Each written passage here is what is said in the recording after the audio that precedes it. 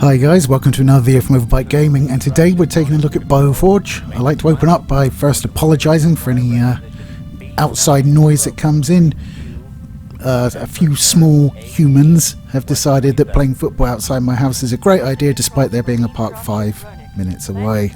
And despite our government being called progressive, the application of a reasonable amount of blunt force is not really appropriate, unfortunately.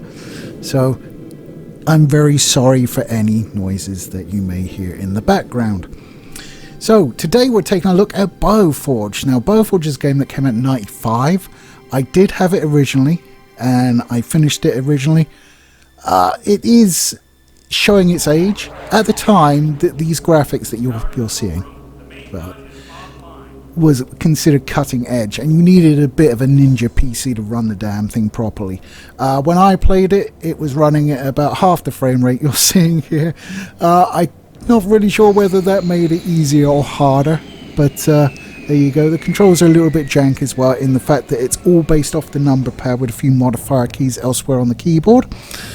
So your movement is all based on the number pad. If you hold down shift, you'll run, and control and alt once you're in combat mode, which you do by pressing C, will vary between kicks and punches, with each of the number keys on the number pad doing different moves, including bat flicks, headbutts, punches, double-handed sort of smashes.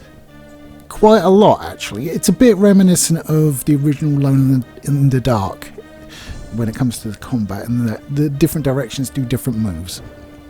So you play an amnesiac cyborg waking up on a scientific base which has been established on a planet where there's been evidence of aliens. It's always them bloody aliens, isn't it?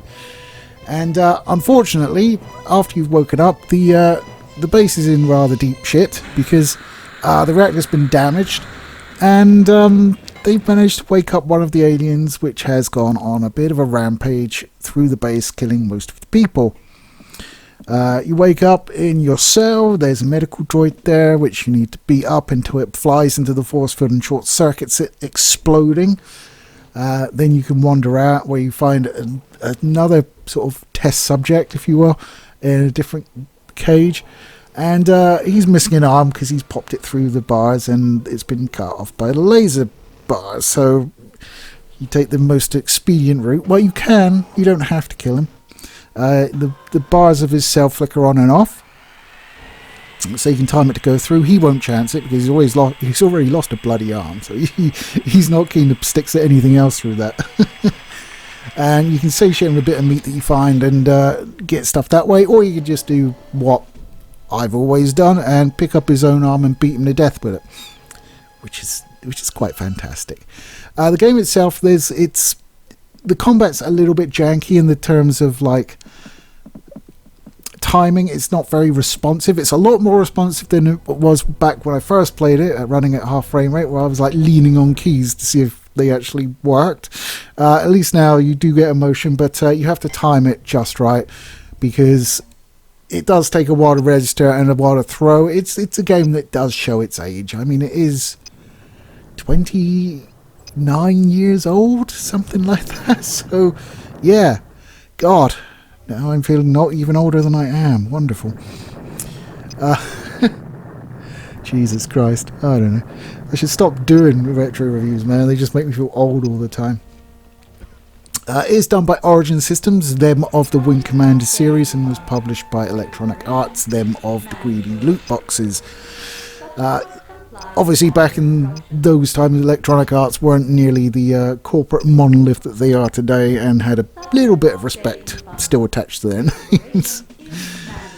But it's a good game. I mean, name another game where there's a cybernetic raptor. Can you? This has it. It's very puzzle based as well. Even the combat sometimes can be puzzle based. Like the raptor, the way you beat it is there's a hatch which leads down to a insta-death creature down there. So you have to beat the raptor up, knocking it down onto the hatch, then opening the hatch. It falls down, starts fighting with the creature, and then you flood them both with cryogenic fluid, freezing them, and then you can climb past them. So there is a lot of sort of it makes sense once you work it out. It's that kind of puzzle where you sort of think, what the fuck am I supposed to do with that? And then you sort of do it, and you're like, yes, of course, that makes sense. For instance, opening a door early on requires the use of said arm from your cellmate, who was, in fact, one of the base peeps, so he has access to various things. You also need to find his passcode, so you find that in a discarded journal. There's a lot of journals in the game, a lot of reading. It does a really good job of sort of filling in the backstory and populating the world, but it is a lot of reading. There's not too much voice acting in the game. Your sort of cyborg protagonist is pretty much just a grunter, if you like, and a lot of the other guys are not doing well, so they tend to just say phrases that repetitively kind of thing. Anyway, so you get his code, get his arm, and you're like, I need to put code in here, but I need the hand on the thing. So you get a medical unit, use its little pincer to pick up the arm, you put it on the pass panel, and then you go back and you type in the code. And you're like, okay, that's done. And you're like, no, the door's still not open. What's going on? Well, there needs to be weight on the panel. But now you put the passcode in, what you can do is you can have the thingy drop the medical probe, drop the arm, you pick up the arm, put it on the passcode, and the door opens, and then you run through the door, and there's a giant sentry biter there which shoots you dead. Obviously, there's a way around it. I couldn't remember what it was, so I did finish it back in the day, but that was the end of the run I did for footage. I have gotten further since, which is why I remember, which is why I know about freezing the raptor and all that. But it is a tricky game. It's not difficult in what you need to do, it's difficult in figuring out what you need to do. It's that sort of game. That's why I say even the combat has puzzle aspects to it. You do have an interesting mechanic in that you have an internal battery. The battery can be used for healing, so you have like an automated healing system which drains the battery but fills your life back up, which is helpful. You can hard lock yourself if you use up the battery though, because you do need the battery for other things as well as healing yourself and powering a gun that you get as well. So you're kind of like, until you've played through the game, you don't really know when you need to use that battery. I mean, the first time you need to use it and you figure out you've been healing yourself and shooting things and you shouldn't have been, you're kind of like, fuck. I need to go back and redo that. So you redo it and you're like, okay, I need to reserve that. So you're extremely stingy on healing yourself and shooting. And then, of course, you get to that point, you're like, I did great. Now I can use my gun again. And there's another bit. Yeah. So being stingy with your battery it almost makes it a little bit of a survival horror game. It's not like scary, but I mean the fact that you don't know what's going on and you've been turning into this cyborg and there's a certain body horror element going on. The opening cutscene is quite gruesome, with a spinning saw blade cutting into you as the mad Dr. Mastaba looms over you and gets blood all over himself. So yeah, lovely. Just the place you want to go on your holidays, right? But it is a groundbreaking game. It really reviewed sort of mixed when it came out. There were a lot of people that were like, this is the next step in gaming, and other people were like, this is jank as fuck. I always enjoyed it though. It was just, I think the graphical style of it and how advanced it looked at the time just really blew me away. And the sort of, although the combat was slow and not particularly responsive, the sort of freedom you had with all the different moves. I mean, you can leg kick them. You know, that's only been a thing in MMA for a few years.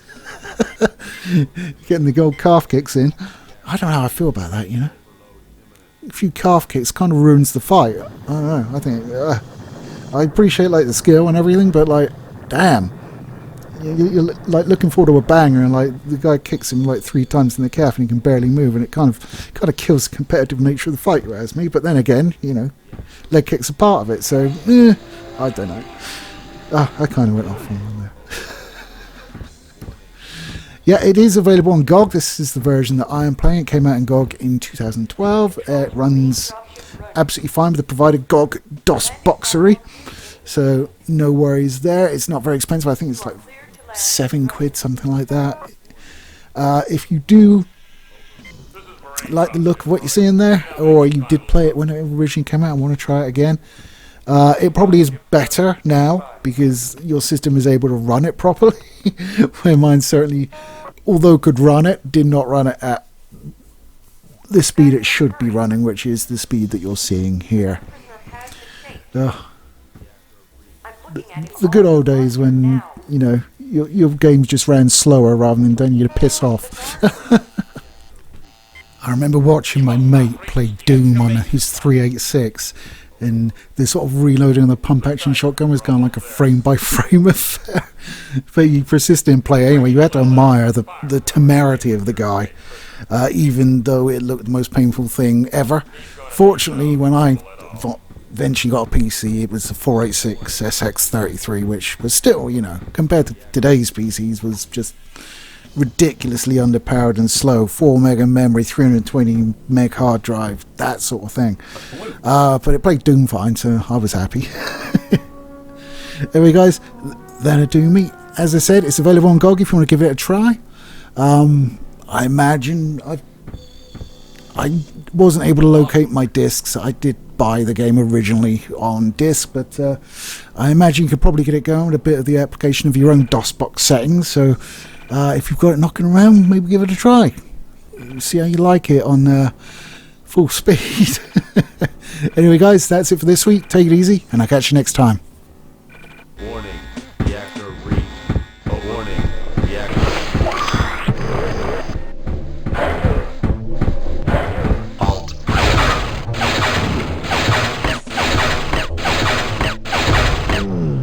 Prisoner disabled. Medical assistance required.